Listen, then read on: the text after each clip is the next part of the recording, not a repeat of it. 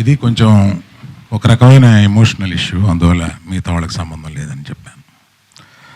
ఈ మధ్యకాలంలో నన్ను ఒక సీనియర్ జర్నలిస్టు ఒక క్వశ్చన్ వేశారు. ఈ మధ్య రామ్ చరణ్ గురించి నేను హలో హలో ఆ మైక్ ఇవ్వరా,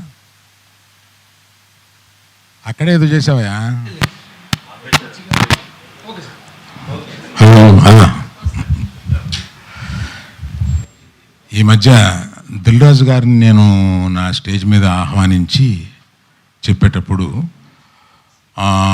నేను రామ్ చరణ్ని తగ్గించాను అన్న ఒక అభియోగంతో నన్ను చాలా ట్రోల్ చేశారు, మీ అందరికీ తెలుసు. దాని మీద సీనియర్ విలేకరి గారు నన్ను ప్రశ్నిస్తే మిగతా అందరూ ఆ సందర్భం కరెక్ట్ కాదని నేను మళ్ళీ చెప్తానండి, ఇప్పుడు వద్దు, ఇప్పుడు నేను కామెంట్ చేయలేను అన్నాను.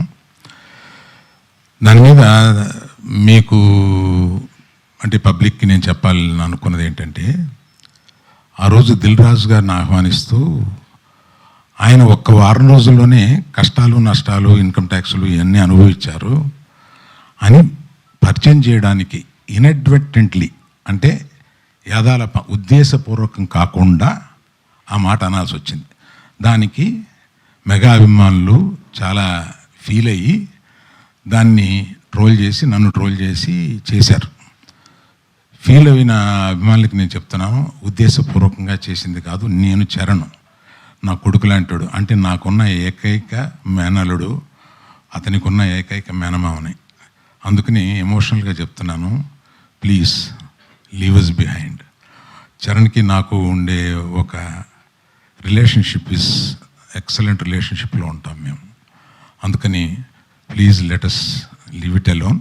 అది కేవలం పొరపాటున నేను దిల్ రాజు లైఫ్ చెప్పడానికి అది వాడి ఉండకూడదని అనిపించిన తర్వాత నాకు. Thank you for your understanding అండి.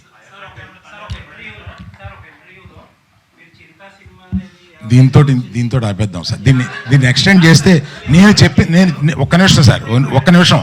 నేను ఎమోషనల్ ఇష్యూ అని చెప్పాను. నేను చెప్పిన దానికి విలువ లేకుండా పోద్ది.